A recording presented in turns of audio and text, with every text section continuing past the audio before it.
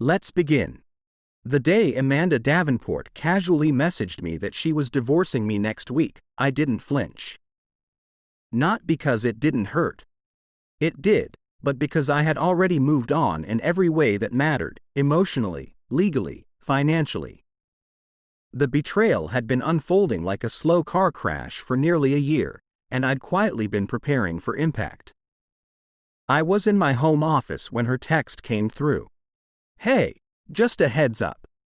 I'm divorcing you next week. My lawyer will be in touch." Just like that. 7 years erased with a line of text.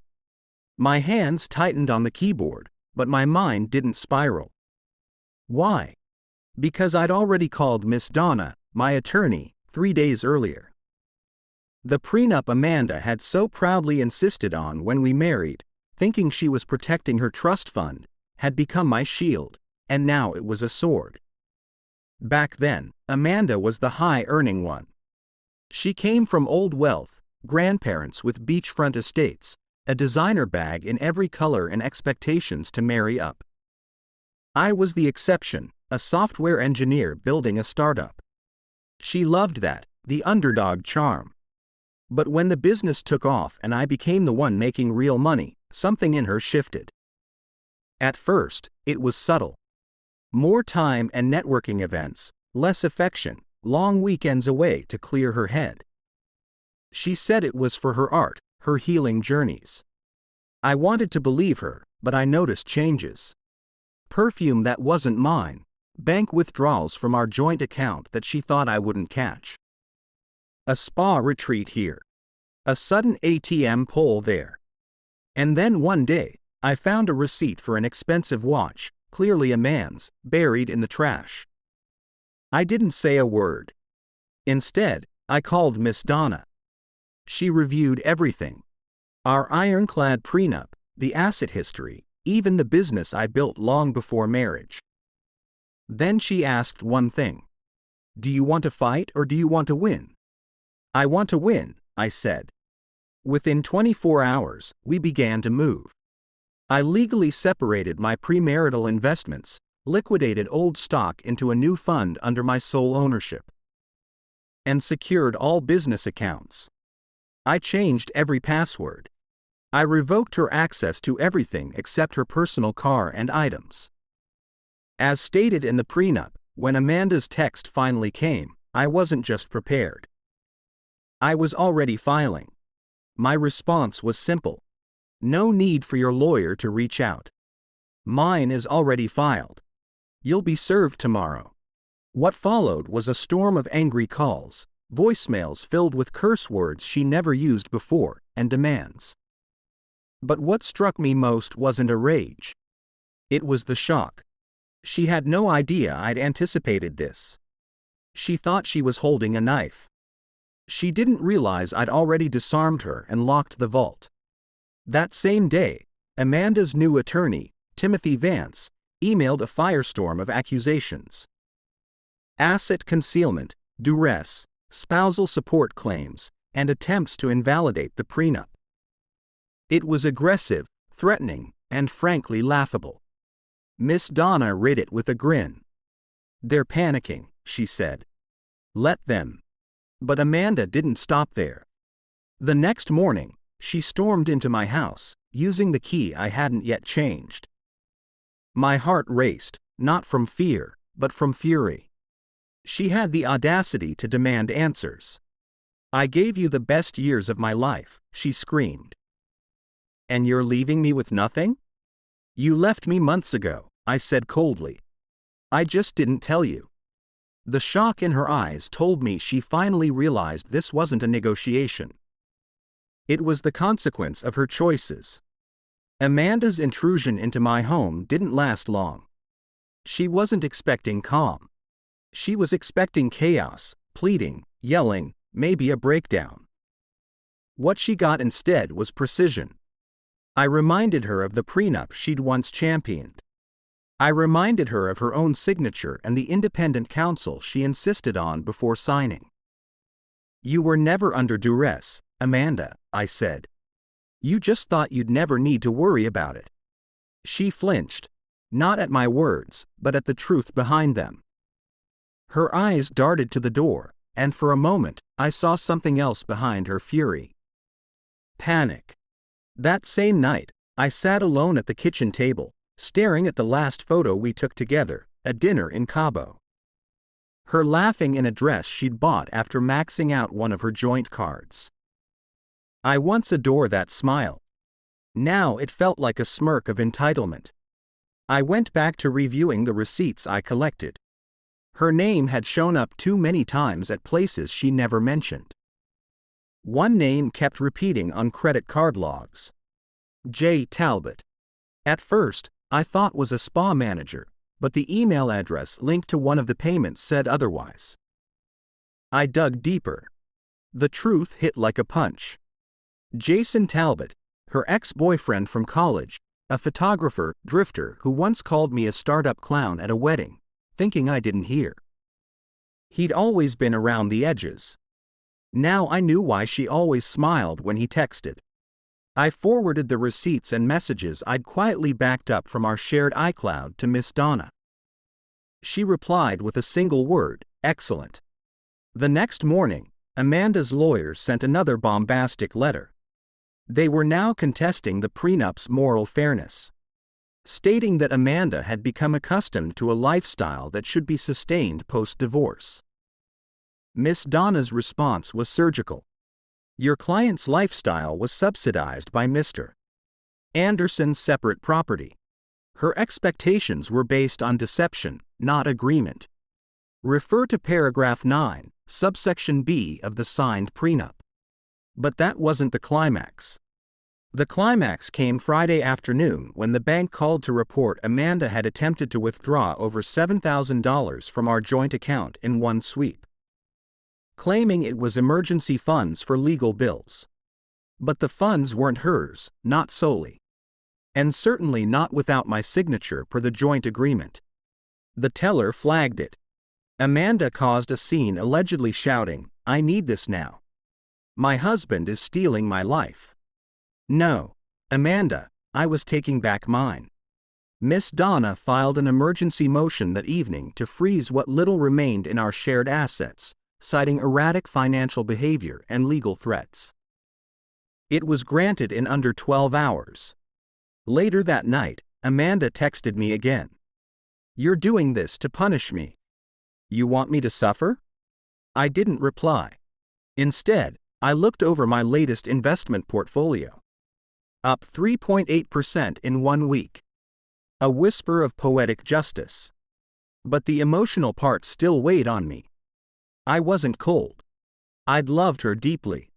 I remember the days we ate grilled cheese on the apartment floor when neither of us had money. I remembered how proud she was the day I launched my app. She had tears in her eyes. What changed? Maybe it was me. Maybe it was her. Or maybe it was the moment she started sleeping next to me while texting another man at night. She called me the next morning. I let go to voicemail. Her voice cracked. "Brian, can we please talk? Please. I know I messed up. I panicked. I didn't mean to text it that way." Too late. Her tears weren't the kind that came from guilt. They were the kind that came when you realized you bet everything and lost. By Monday, Amanda's calls had turned from pleading to venom. One voicemail said, "You're a monster. You regret this. I made you who you are." That line stuck with me. Made me who I am. The irony was suffocating. When we met, I had just launched my company, working out of a cluttered one-bedroom apartment with second-hand furniture and an overclocked laptop. She was the one with a pristine condo, a trust fund, and a designer lifestyle. She once mocked my work ethic. Told her friends, I was obsessed with building something that may never succeed. Now that it had succeeded, she believed she had a stake in it. But belief is an entitlement, and entitlement doesn't rewrite a prenup. Her attorney, Timothy Vance, kept pushing for mediation. He'd started backing off the threats, now using language like mutually beneficial closure and compassionate resolution. Miss Donald laughed at that one. He knows he's outmatched. She said he just doesn't want the embarrassment of dragging this in a court and getting crushed. Meanwhile, I started sleeping better. I walked more, ate better, had dinners with friends I hadn't seen in months. Amanda had been a cloud hanging over my days, slowly darkening everything without me even realizing it. She wasn't always cruel, just subtly critical, disinterested, distracted, and worst of all, present, but absent. Once I suggested we see a counselor. Her response: "Why?" "So you can learn how to win arguments better." I didn't realize back then how much contempt she held behind her smiles. But the receipts told me everything. The hotel stays, the shared arms with Jason Talbot. They've been planning something, possibly even siphoning money into hidden accounts. I traced a few payments to an unregistered PayPal account she'd set up under a pseudonym. Miss Donna was thorough. We documented everything. Not to press charges, just to protect ourselves. That Wednesday, Amanda made one last grand move. She showed up in my office building. It was surreal. She waited outside the lobby in sunglasses and a cashmere scarf like some woman from Hallmark movie. Hoping her presence alone would stop time. She looked shaken, not elegant, disheveled in that expensive way that only women with fading control look. "Brian," she said, voice low. "Can we talk? Please just talk." I told the receptionist to let her in, but I didn't get up from behind my desk. She sat across from me, shoulders curled like a kid caught cheating. "I just need something," she whispered. "Anything. You don't understand how hard this is for me." I looked her in the eyes for the first time in weeks. "And you don't understand how hard it was to watch the woman I love become a stranger." "I didn't mean to hurt you," she said. "But you did." She swallowed. "What if I give up the spousal support claim?" "There was never a spousal support claim, Amanda." I reminded her. "The prenup waived it. You just hoped I'd forget." Silence. Her eyes welled up. Jason laughed. She said suddenly. "He said I was too much drama. He was never going to stay." I was stupid. That moment. The honesty. It was real. Not because she cared about me, but because her plan had fallen apart. She traded a 7-year marriage for a fantasy with a man who vanished the moment things got hard. I could have gloated. Instead, I simply said, "I hope you find peace." She asked for a small settlement, something, just so I don't feel like I lost everything. My voice was quiet, but final. "The prenup is the settlement." Amanda didn't respond to that. Not in words. Anyway, she stood up shaky, almost like her legs weren't sure if they still had the right to carry her through a world that no longer bent to her will. Her lips parted for another plea, but she caught herself. Her dignity, what was left of it, pulled her away. That was the last time I saw her. Not the last time I heard from her, though. Over the next week, the voicemails kept coming. Some were soft. "I miss you. Please call me." Others were sharp. "You'll regret this, Brian. You really will." And one, just one, was quiet, almost hollow. "You don't understand what it feels like to lose everything at once." But I did. I'd already lost her months ago. The woman she used to be had vanished long before she hit send on that text message. Miss Donna sent over the final confirmation of Amanda's lawyer signing the divorce terms.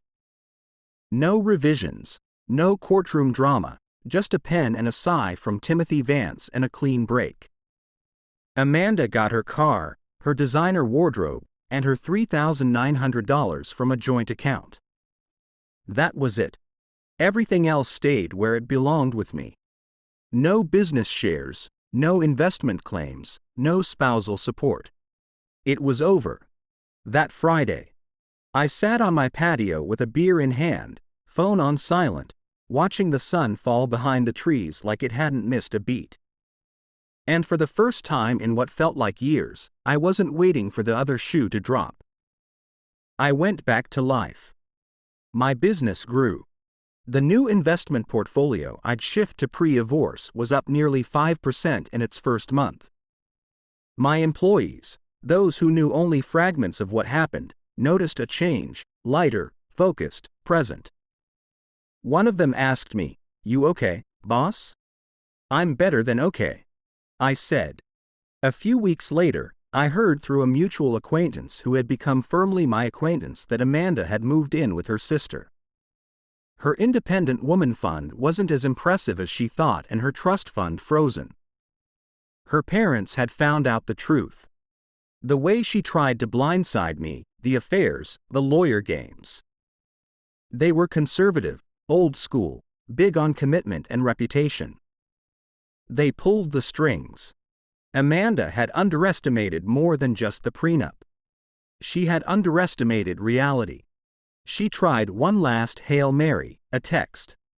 "Brian, I'm behind on rent. My sister wants me out. I'm scared.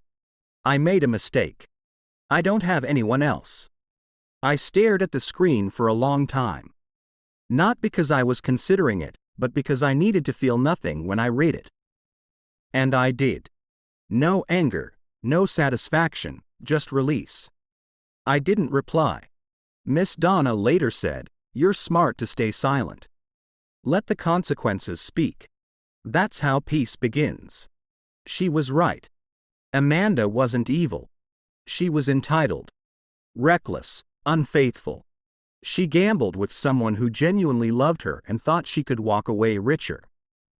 She didn't realize she was walking away with less than she came with. But she taught me something, that love without loyalty is a